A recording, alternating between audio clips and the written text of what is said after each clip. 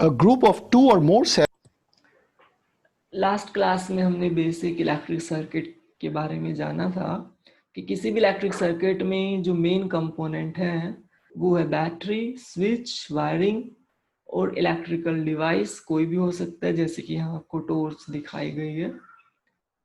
तो जो बैटरी है वो एक ग्रुप ऑफ सेल्स है।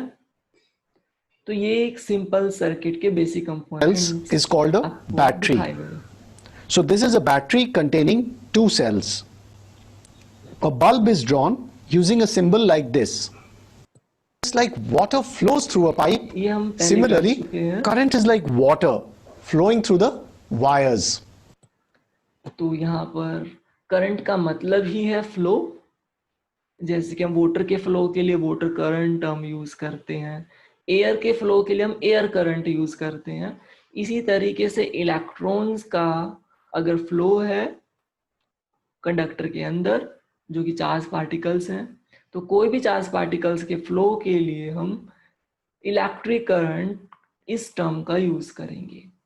करंट का मतलब ही है फ्लो, किसी भी चीज का फ्लो। जैसे एक पाइप से पानी का बाहर फ्लो होता है, इसी तरीके से किसी भी कंडक्टर या मेटल की बॉडी के मेटेलिक बॉडी के अंदर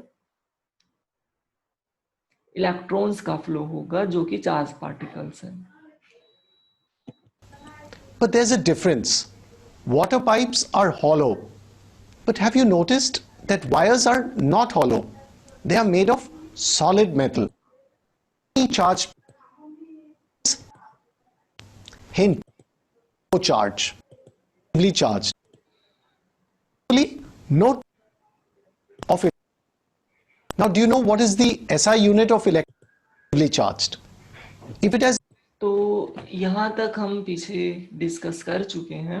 पिछली बार हमने देखा था कि कोई भी एटम है उसके तीन ही कंस्टिट्यूएंट्स हैं, इलेक्ट्रॉन, प्रोटॉन एंड न्यूट्रॉन, जो कि आप 9th क्लास में पढ़ चुके हो। तो यहाँ पर हम फोकस करेंगे इलेक्ट्रॉन्स पर। Equal number of protons and electrons, then the body is going to be neutral. The symbol Q is used to denote electric charge. Now, do you know what is the SI unit of electric charge? तो दो type का charge आप सभी को पता है, positive charge और negative charge. और किसी भी चीज को अगर मेजर करना है तो आपके पास एक यूनिट का सिस्टम होना चाहिए। अगर आप मास को मेजर कर रहे हैं तो आपके पास किलोग्राम है, ग्राम है, पाउंड है, क्विंटल है, बहुत तरह की यूनिट्स हैं। उसमें से जो स्टैंडर्ड इंटरनेशनल यूनिट है वो है केजी, मतलब कि किलोग्राम। इसी तरह जिस तरह मास किसी भी पार्टिकल की फंडामेंटल प्रॉपर्टी है, उसी तरीके से इलेक्ट्रिक चार्ज भी किसी भी पार्टिकल की फंडामेंटल प्रॉपर्टी है, जिसको हम मेजर करेंगे तो कौन सी यूनिट यूज करेंगे? It's coulomb. Coulomb. Carefully note the spelling. And in short, it's written as capital C. An electron carries a very small amount of charge. It's minus 1.6 into 10 to the power minus 19 coulomb. तो जितना charge एक negatively charge electron पर होता है, बिल्कुल उतना charge positively charge proton पर होगा। सिर्फ चार्ज की नेचर अपोजिट होगी। Electrons has negative charge while proton has positive charge. तो जो एक इलेक्ट्रॉन पर काफी कम अमाउंट में चार्ज है, जो आप ये क्वांटिटी देख रहे हो, ये क्वांटिटी 1 से बहुत बहुत लेस है। आप यहाँ देख सकते हो 10⁻⁻19 कूलम लिखा हुआ है, तो कुछ बच्चों को इसका मतलब नहीं पता होगा। तो ये जो क्वांटिटी है ये 1 से बहुत लेस है। जब 10⁻⁻19 लिखा गया है, ये साइंटिफिक नोटेशन है किसी भी फ्रैक्शनल नंबर को रिप्रेजेंट करने के लिए। तो जिन जिन बच्चों को ये समझ आया कि ये क्वांटिटी 1 से लेस है, वो बच्चे हैंड रेज करेंगे। कुछ बच्चों को हो सकता है ये साइंटिफिक नोटेशन समझ ना आई हो चार्ज की।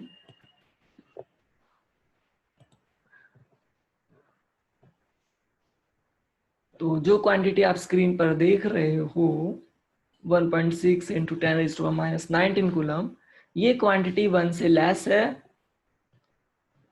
मतलब कि इसमें अगर 10⁻⁻19 कूलम है तो मतलब कि कितनी जीरोस हैं, 19 जीरोस हैं। तो थोड़ा सा मैथमेटिक्स यूज होगा इसको समझने के लिए कि ये 1 से लेस कैसे है।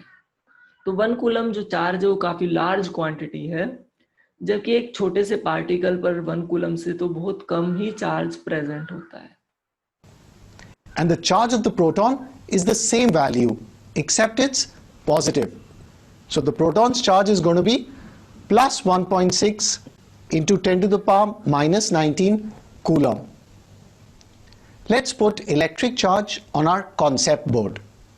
Remember, the symbol Q is used for charge and the SI unit is coulomb, denoted by capital C. As we discussed, electric current is the continuous flow of electric charge.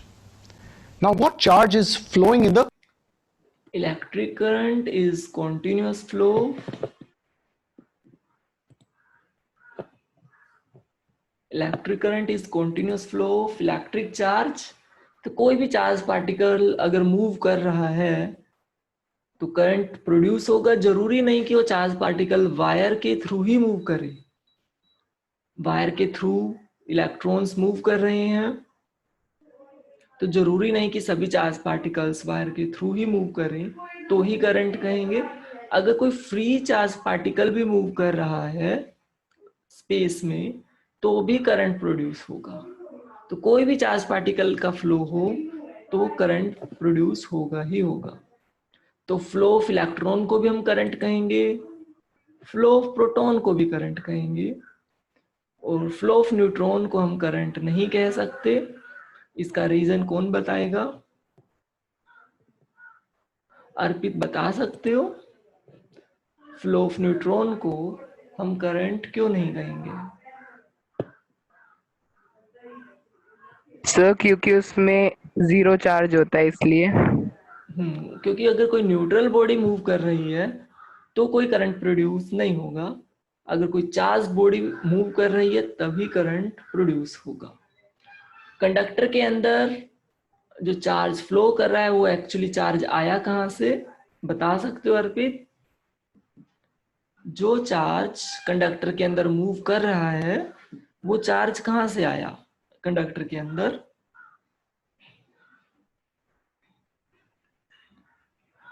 Free electron के बारे में आप कुछ बता सकते हो अर्पित?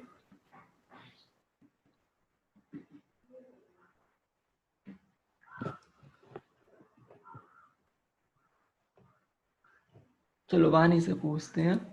वानी आप बताइए फ्री इलेक्ट्रॉन का मतलब क्या होता है? सर जो एटम होते हैं सर उसमें जो मतलब जो कंडक्टर्स के एटम्स होते हैं उसमें जो इलेक्ट्रॉन्स होते हैं सर वो लूजली बाउंडेड होते हैं न्यूक्लियस से। क्या सभी इलेक्ट्रॉन्स लूजली बाउंडेड होते हैं एटम के अंदर? सर जो वैलेंस इलेक्ट्रॉन्स होते हैं वो लूजली बाउंडेड होते हैं, लेकिन सर जो मतलब उसके नियर होते हैं वो थोड़ा टाइट बाउंड होते हैं। आप ये कह सकते हो कि जो आउटर इलेक्ट्रॉन्स हैं और आउटर ऑर्बिट्स में वो लूजली बाउंड है, और जो इनर ऑर्बिट्स में इलेक्ट्रॉन है वो टाइटली बाउंड है ड्यू टू न्यूक्लियर इन्फ्लुएंस, क्योंकि न्यूक्लियर का अट्रैक्शन है इलेक्ट्रॉन्स के लिए। तो जितना इलेक्ट्रॉन न्यूक्लियस के क्लोज होगा, जितनी ऑर्बिट न्यूक्लियस के क्लोज होगी, उतना ज्यादा अट्रैक्शन फील होगा। तो आउटर इलेक्ट्रॉन्स का जो अट्रैक्शन है वो नेग्लिजिबल है। आप ऐसे नहीं कहोगे कि जो आउटर इलेक्ट्रॉन्स है वो न्यूक्लियस के इन्फ्लुएंस में नहीं है, आप नेग्लिजिबल इन्फ्लुएंस कहोगे। एक्चुअली तो वो फ्री नहीं है क्योंकि उन पर नेग्लिजिबल इन्फ्लुएंस है न्यूक्लियस का। फिर भी आप उनको अप्रोक्सीमेटली फ्री इलेक्ट्रॉन्स कह सकते हो, क्योंकि उनको इजी है, बहुत इजी है उनको एटम में से बाहर निकालना। तो एटम में से इलेक्ट्रॉन को बाहर निकालने के कई तरीके हैं। उनमें से एक तरीका तो बाय प्रोवाइडिंग हीट एनर्जी है। आप हीट प्रोवाइड करो तो कंडक्टर के अंदर जो इलेक्ट्रॉन्स हैं वो आउटर इलेक्ट्रॉन्स, फ्री इलेक्ट्रॉन्स, वो रैंडम डायरेक्शन में मूव करना शुरू कर देंगे। जैसे कि कोई गैस कमरे के अंदर गैस मॉलिक्यूल्स रैंडम डायरेक्शन में मूव करते हैं, उसी तरीके से इलेक्ट्रॉन्स भी कंडक्टर को हीट करने से मूव करना शुरू कर देते हैं इन रैंडम डायरेक्शन। लेकिन जब तक वो एक पर्टिकुलर डायरेक्शन में मूव नहीं करेंगे तब तक करंट कंस्टिट्यूट नहीं होगा। तो पर्टिकुलर डायरेक्शन में अगर इलेक्ट्रॉन को मूव कराना है तो उसके लिए आपको एक इलेक्ट्रिकल एनर्जी का सोर्स चाहिए, और जो कि है सेल या फिर कहो बैटरी। जैसे आप कंडक्टर के दोनों एंड्स पर बैटरी को कनेक्ट करते हो तो जो फ्री इलेक्ट्रॉन्स हैं उनको एनर्जी मिलेगी अपने नेटिव एटम में से बाहर आने के लिए और एक पर्टिकुलर डायरेक्शन में मूव करने के लिए। तो सभी इलेक्ट्रॉन्स एक ही डायरेक्शन में अगर मूव कर रहे हैं तो करंट कंस्टिट्यूट होगा। लेकिन यहाँ एक चीज का ध्यान ये रखना है कि जो भी इलेक्ट्रॉन कंडक्टर के अंदर मूव करेगा उसका पाथ एकदम स्ट्रेट पाथ तो नहीं हो पाएगा।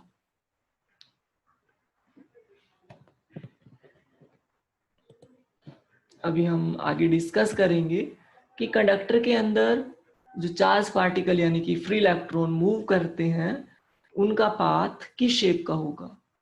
क्या वो स्ट्रेट लाइन पाथ होगा या फिर जिगजैग पाथ होगा या कोई और ही पाथ की शेप होगी, वो अभी हम थोड़ी देर में डिस्कस करेंगे। Wires here. Protons, electrons, or both? That's right. The correct answer is it's the electrons in the wire.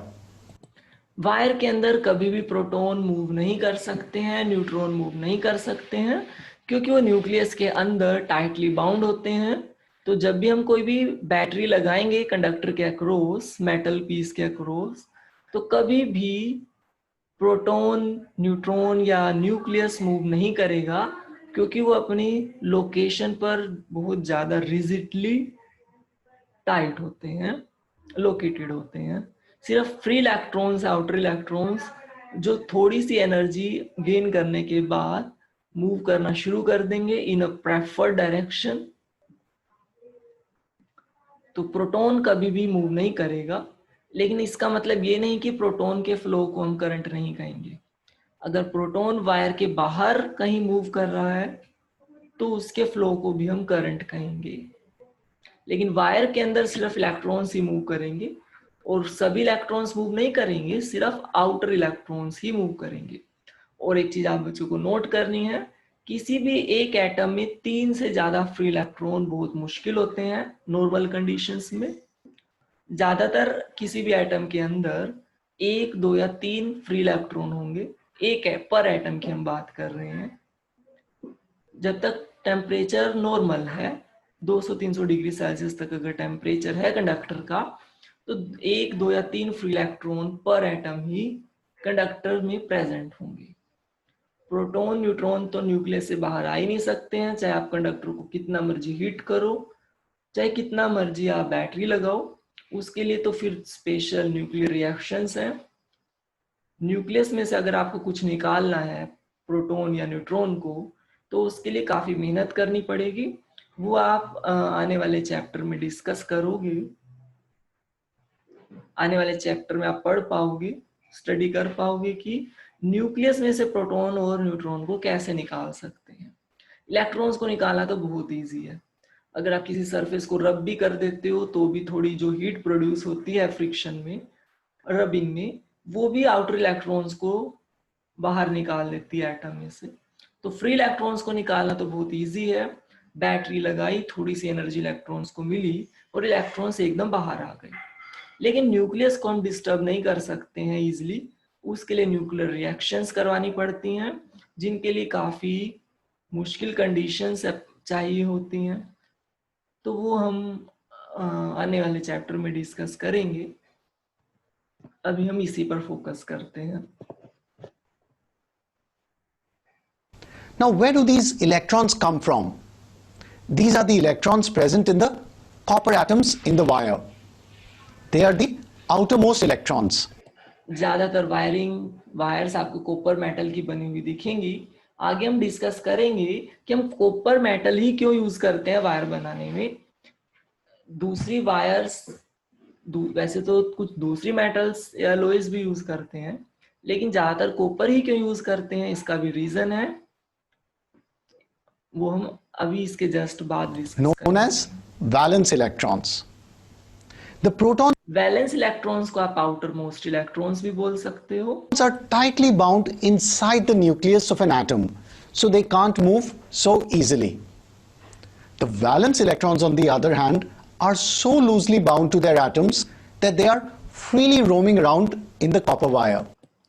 बल्कि जब आपने कोई बैटरी भी नहीं लगाई हुई है तब भी फ्री इलेक्ट्रॉन्स फ्रीली रोम करते हैं, फ्रीली मूव कर रहे होते हैं, लेकिन फर्क ये होता है कि उनकी एक पर्टिकुलर डायरेक्शन नहीं होती है, उनकी रैंडम डायरेक्शंस होती है मूव करने की, जिगजैग पाथ फॉलो करते हैं। जैसे ही किसी कमरे के अंदर गैस मॉलिक्यूल्स रैंडम डायरेक्शंस में मूव कर रहे होते हैं, उसी तरीके से फ्री इलेक्ट्रॉन्स किसी भी कंडक्टर के अंदर, किसी भी मेटल के अंदर बिना कोई बैटरी सोर्स यूज किए भी रूम टेम्परेचर की वजह से, थर्मल एनर्जी की वजह से, हीट एनर्जी की वजह से, टेम्परेचर की वजह से फ्रीली मूव करते ही रहते हैं। लेकिन एक चीज का ध्यान रखना है, उस केस में कोई प्रेफर्ड डायरेक्शन नहीं होगी। इससे रिलेटेड आपको एक डायग्राम भी दिखाना था, शायद वो आगे आएगा, देखते हैं। That's why they are called free electrons. Substances like metals have a large number of free electrons. So they allow electric current to easily pass through. And these are called good conductors of electricity, or simply conductors. तो जिस material में large amount में free electrons होंगे, सिर्फ उन्हीं materials को हम conductor कहेंगे। जितने ज्यादा फ्री इलेक्ट्रॉन्स उतना ज्यादा good conductor. But those substances which do not allow electricity to pass through easily are called bad conductors or insulators. Now, what are some examples of insulators? Correct. Materials such as wood, rubber, plastic, these are examples of insulators. इनके अंदर free electrons होते ही नहीं है, तो सभी electrons tightly bound है, तो इसलिए ये जो मटेरियल है ये कभी भी अपने आउटर इलेक्ट्रॉन्स को लूज नहीं करेंगे, तो फिर करंट भी फ्लो नहीं कर पाएगा। Now, as we were discussing, a wire is a good conductor of electricity since it has a large number of free electrons. Now, if the wire is not connected to a battery, the free electrons are moving in a random way. So there is no electric current. But when the wire is connected to a battery or to an electrical supply, the free electrons start flowing in a particular direction. Do you know what is the direction of electric current? This is a bit confusing because there are actually two directions of electric current. The typical direction is called conventional current, and it is from the positive terminal of the battery through the wires and into the negative terminal, as shown here. Let's mark the direction of the conventional current is called conventional current, and it is from the positive terminal of the battery through the wires and into the negative terminal, as shown here. यहाँ electric circuit में देख सकते हो, यहाँ पर जो arrow की direction है वो करंट की डायरेक्शन को शो कर रही है, जबकि इलेक्ट्रॉन्स के जो मूवमेंट की डायरेक्शन है वो अपोजिट है। इलेक्ट्रॉन्स जो बैटरी के नेगेटिव टर्मिनल में से निकल रहे हैं और पॉजिटिव टर्मिनल में री एंटर कर रहे हैं, तो ये पूरा साइकिल बन रहा है। इलेक्ट्रॉन्स निकल रहे हैं बैटरी के नेगेटिव टर्मिनल से और वो फिर से पूरे वायरिंग में से होते हुए बैटरी के पॉजिटिव टर्मिनल में एंटर करेंगे। तो ये हो गई इलेक्ट्रॉन्स के मूवमेंट की डायरेक्शन, और करंट के मूवमेंट की डायरेक्शन हम इससे अपोजिट लेंगे। करंट हमेशा हम फ्लो पॉजिटिव चार्ज की डायरेक्शन में लेते हैं। अगर किसी डायरेक्शन में नेगेटिव चार्ज फ्लो कर रहा है तो हम उसको फ्लो पॉजिटिव चार्ज के इक्विवेलेंट लेंगे इन अपोजिट डायरेक्शन।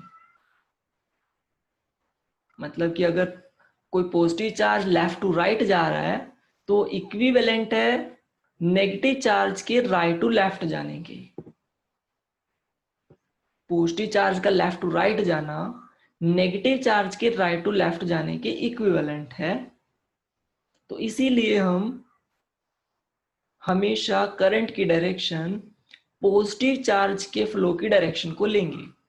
अब आप कहोगे कि वायर में पॉजिटिव चार्ज तो मूव कर ही नहीं रहा है, यहाँ वायर में तो नेगेटिवली चार्ज इलेक्ट्रॉन्स मूव कर रहे हैं जो कि बैटरी के नेगेटिव टर्मिनल से बैटरी के पॉजिटिव टर्मिनल में मूव कर रहे हैं। तो यहाँ कोई पॉजिटिव चार्ज तो है नहीं है, फिर भी हमने कहा कि करंट की डायरेक्शन हम पॉजिटिव चार्ज के फ्लो की अलोंग लेंगे। तो हम यहाँ पॉजिटिव चार्ज को अज्यूम करेंगे। हम ये अज्यूम करेंगे कि सर्किट में पॉजिटिवली चार्ज पार्टिकल मूव कर रहे हैं, जबकि मूव तो कर रहे हैं नेगेटिवली चार्ज पार्टिकल इलेक्ट्रॉन्स, लेकिन हम अज्यूम करेंगे। ऐसा हम क्यों अज्यूम करेंगे वो भी हम डिस्कस करेंगे। हम अज्यूम करेंगे कि अगर electron negative to positive terminal में जा रहा है तो हम ये अज्यूम करेंगे एक वर्चुअल प्रोटॉन, बिल्कुल इलेक्ट्रॉन जैसा वर्चुअल प्रोटॉन पॉजिटिव टर्मिनल से नेगेटिव टर्मिनल में आ रहा है, मतलब अपोजिट अज्यूम करेंगे।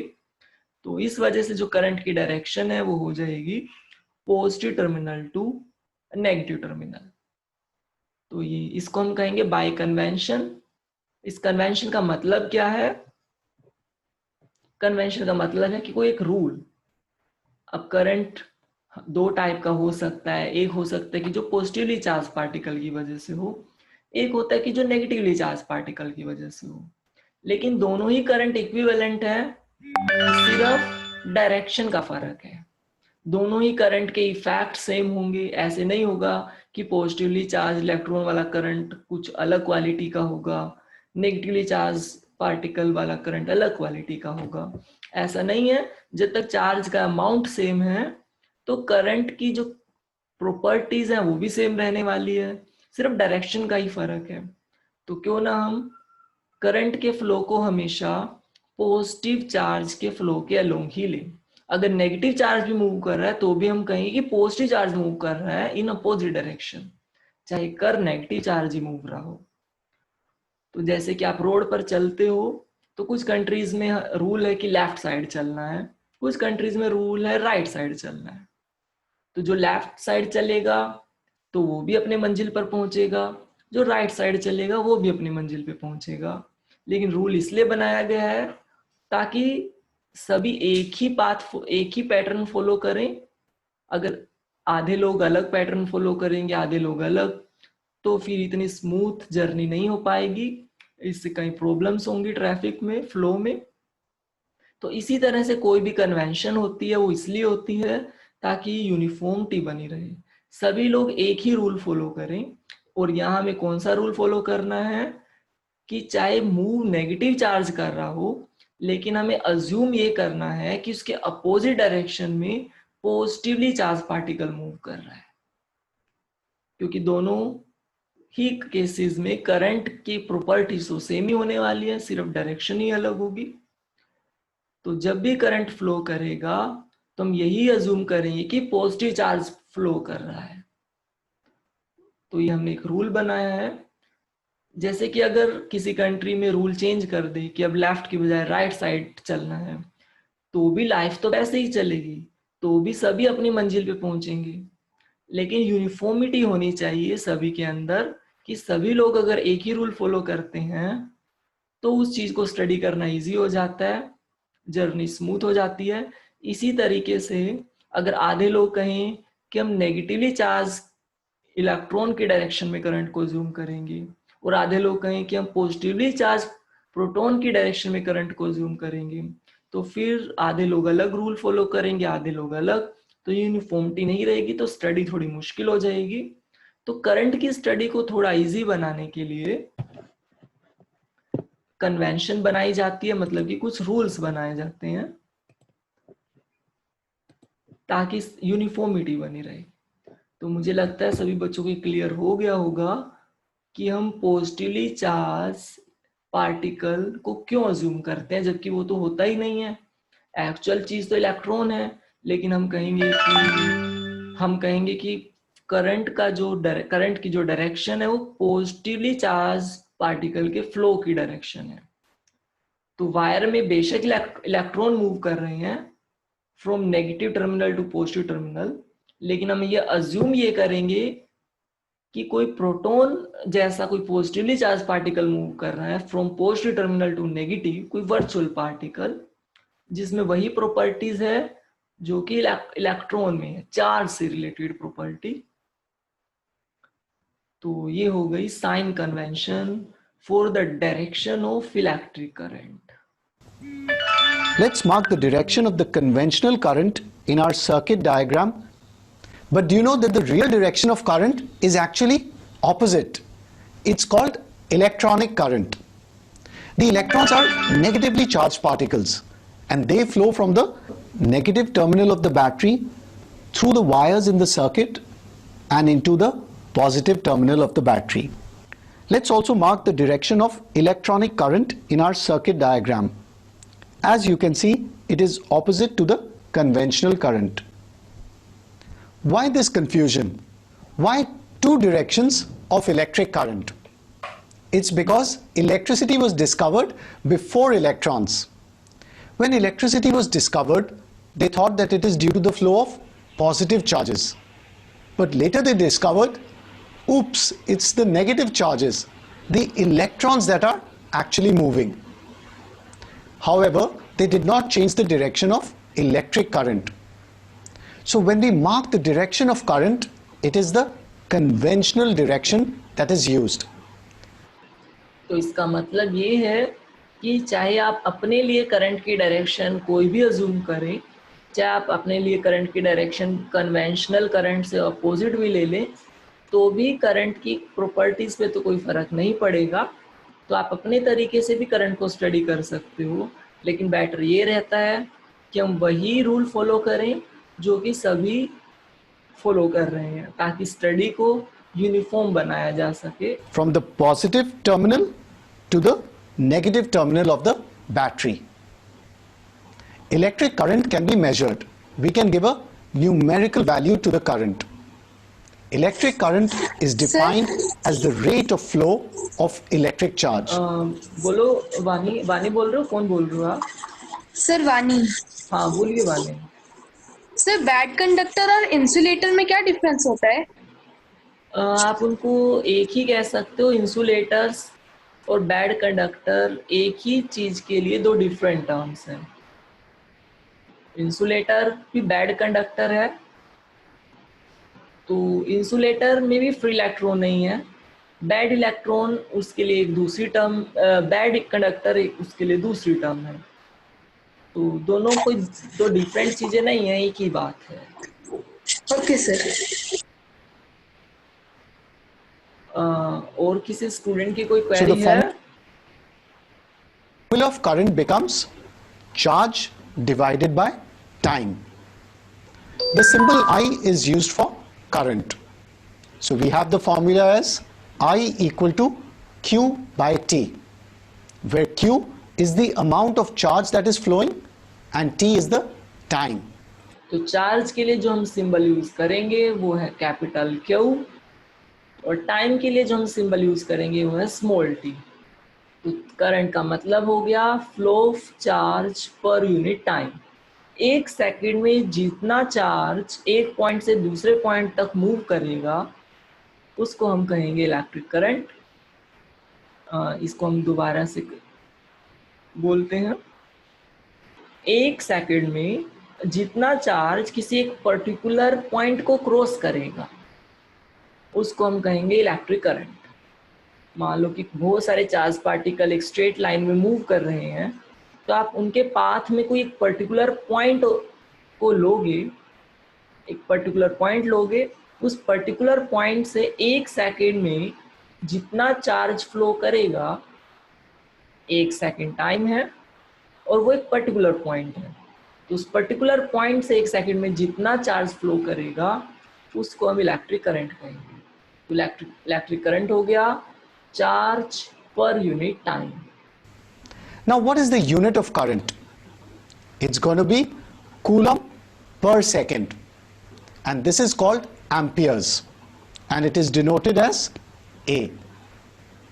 For example, if 5 coulomb of charge is flowing per second, then the value of current is going to be 5 amperes. We can measure the current using an instrument called an ammeter. The instrument looks something like this. Let's place electric current on our concept board. I is the symbol for current and the unit is ampere, denoted by A. Now we know what electric current is. It is the continuous flow of electric charge. But who causes the electric charges to flow continuously? That's right, it's the cell. If we remove the cells or if they get drained out, then the bulb will stop glowing because the current will stop flowing. So for electricity, we need a cell or a battery like this. A battery is a collection of 2 or more cells. तो battery वो source है जो electrons को required energy provide करेगा ताकि वो अपने atom में से बाहर आ सकें और एक पर्टिकुलर डायरेक्शन में मूव कर सकें। तो इसको हम अगली क्लास में कंटिन्यू करेंगे। अभी टाइम ओवर हो चुका है तो अभी हमें यहीं को स्टॉप करना पड़ेगा। तो अभी हम अगली क्लास में मिलते हैं। Have a nice day. आप अपनी क्वेरीज व्हाट्सएप पर भेज सकते हैं।